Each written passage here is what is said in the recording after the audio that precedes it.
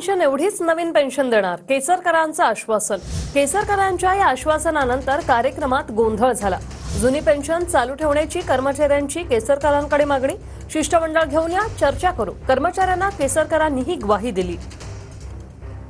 मनामध्ये कुठलीही शंका असेल तर ती काढून टाका.